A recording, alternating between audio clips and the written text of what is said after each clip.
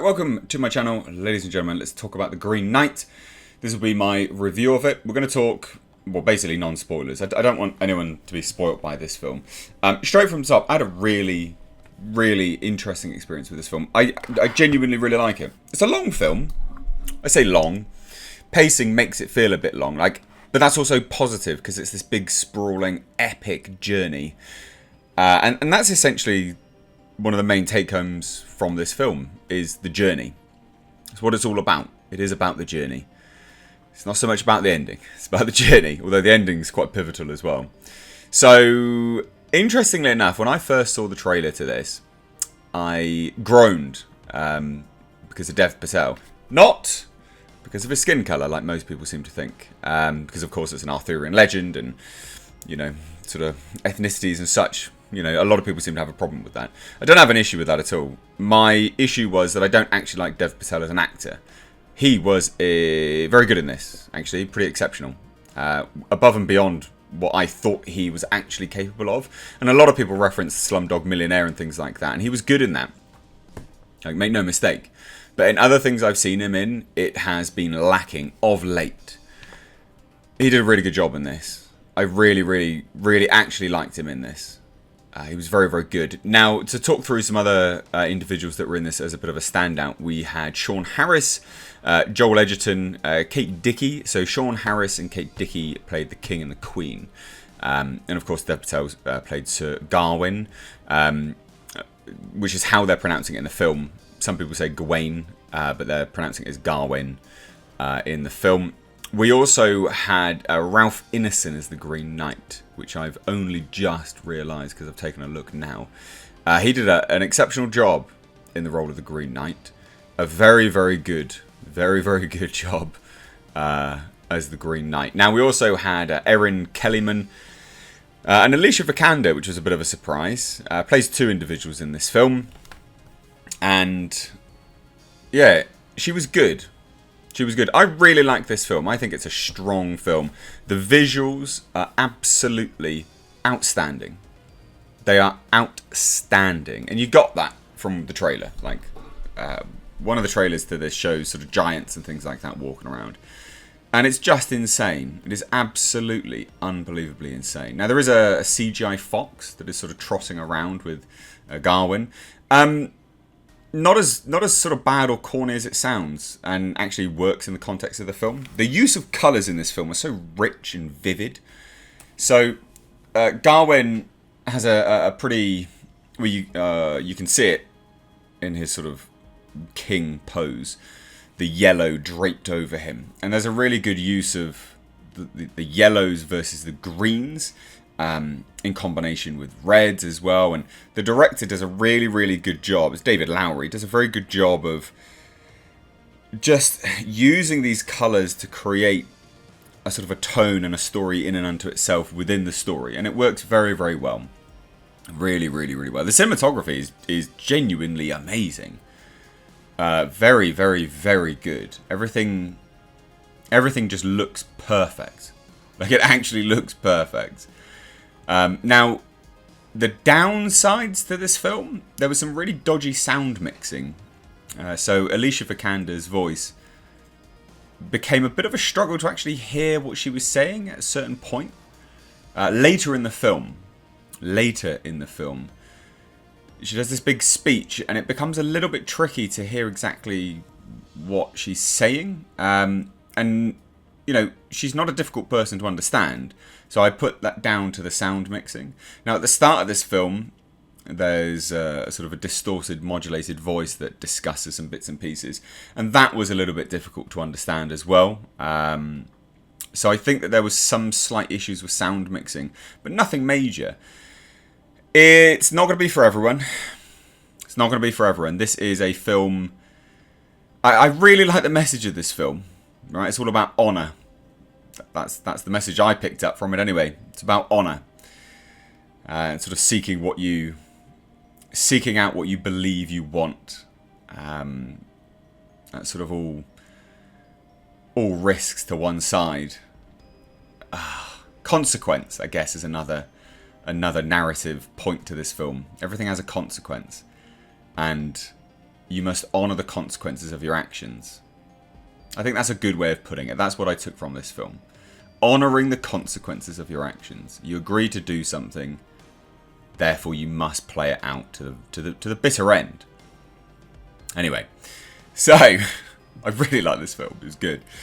Now, but it's not going to be for everyone. I'm sort of rambling a little bit. It's definitely not going to be for everyone.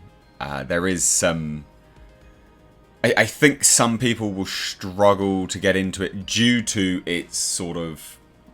I don't want to say artsy-fartsy, because it's not.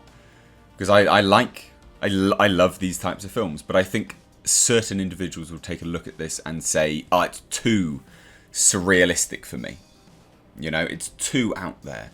Why are they doing these chapters? Why are they doing this? Why are they doing that? And I think as a result of that, some people will not want to watch it, or they'll sort of downgrade its review status. Now, I think I had a screener for this, so it's not a film which I have experienced in the cinema, but it's a film that I absolutely think belongs in the cinema, just due to its scale. There are such epic landscapes that are in this film, and they just look beautiful. But I think to fully appreciate that, it would have to be on an IMAX screen. So, can I recommend this film? Yes. Do I think it's a good film? Yes. Should you rush out to see it? There's not much else on. I'd go and watch it. I'd go and watch this over much of the other crap that's out there today, currently. I do think it's a shame that they have pulled it from UK cinemas. I think there's some sort of bitter sense of irony there. An Arthurian tale is not told where King Arthur was. Okay then. No worries, mate. Don't you worry about that A24. We'll just suck it up over here in England. So it's a bit frustrating. But it's a very good film. Strong recommendation from me. And I do want to touch on some spoilers now.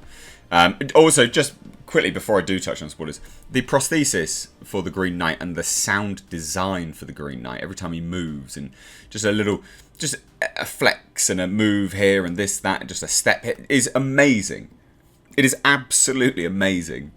They outdid themselves. A24 comes out with some interesting films, but this is a special one amongst pretty special films anyway. So yeah, you must go and watch it. But that being said, blow your ears out with my clap there. That being said, let's talk about spoilers, because I do want to touch on the end of this film. So, you know, he's following this epic journey. This epic journey. And he's not a knight. He's not a knight, right? He's not a knight. He's just Gawain. But he's on this epic journey to have the blow returned to him that he gave to the Green Knight, which he stupidly cut his head off. Because he could have just gone up and cut him. But I guess like there's some sort of symbolism there in terms of, I guess, being a bit too forthright and a bit bashful, I guess. Bashful doesn't seem quite the right word when you're cutting someone's head off, but you get my point. It's better to be a bit reserved. The Green Knight laid down his terms. I will return the blow you give to me. So why did you go and chop his head off, for goodness sake? What a stupid thing to go and do. He's very clearly not of this earth. Or he is of this earth, but, you know, very clearly he's an interesting character. So you chopped his head off. So the terms laid down are 1 year, you get your things in order, and you come prepared to have the blow returned to you that you did to me. And the journey there, just monumental, phenomenal. So many things happen. There is a slight moment that just goes a bit balls to the wall where Joel Edgerton's character kisses Gawain, and I'm like, why? Like, it just came very much out of left field. It's like, oh, there is something you can give to me, and he kisses him. I'm like, what? Okay. There's a scene where, you know, Gawain spaffs on a belt. I'm like, okay, enchanted cum belt. Like, it's just weird. Like, why are you doing that? But whatever, it's fine. Anyway, he makes his way... That's what it is.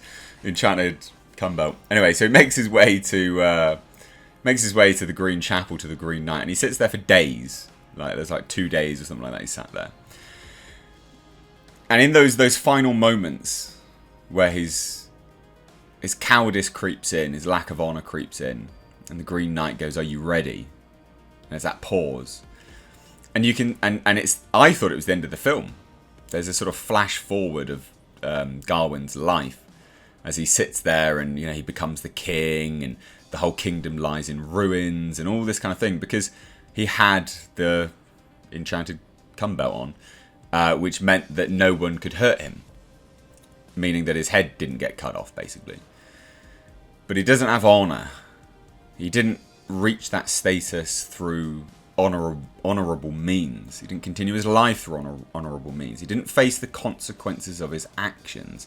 And I do feel like some of the flash forward scenes hold a lot of that as the narrative element. It's the consequences of your actions, he has a child with Alicia Vikander's character, but just pays her some money and takes the child. It's like, okay, where's the consequence to that action there then? The consequences of that, like, just absolutely nowhere. That child then gets killed in battle. He's going to battle. He's obviously made a ruin and a mockery of his kingdom, and thus, towards the bitter end, at the bitter end anyway, people smash their way in, and he's just left there on the throne. And what he chooses to do is take off the belt in that moment, and his head falls off. Because, of course, the Green Knight did cut his head off, but no blow would affect him because he had the belt on. And I think going through all of that, it does show that sort of consequences to your actions element. And in that moment, he then, we fast forward, we come back to the Green Knight and Garwin sat there. Garwin takes the belt off and he goes, now I'm ready. And the Green Knight, interestingly enough, kneels down. I think he wipes away a tear on Garwin and says, well done, brave knight. And it's then in that moment that Garwin has become a knight, because he's honourable in that moment, I guess, and it's honour that he sought and it's honour that creates a knight. So he wouldn't have reached that status unless he had done that. I guess that's kind of what I took from it anyway. And then obviously gets his head cut off because, that was the terms of the agreement. Dumbass, bloody cutting his head off. Stupid idiot. Anyway, I really enjoyed this film. Good film. I don't do ratings, but go and watch it. Strong recommendation. Actually a strong recommendation. I think ultimately if you like the surrealistic approach to things like Hereditary, Midsommar, these kind of films, and even the Witch, or the Vivitch as they call it, other A24 films, if you like that sort of style, I think you'll like this. This is a good A24 film. This is probably one of the best ones I've seen from A24, I think. Yeah, I don't think that's a stretch. I genuinely think that. So anyway, let me know what you think down below. If you're new here, do hit subscribe. Thanks so much. Take care.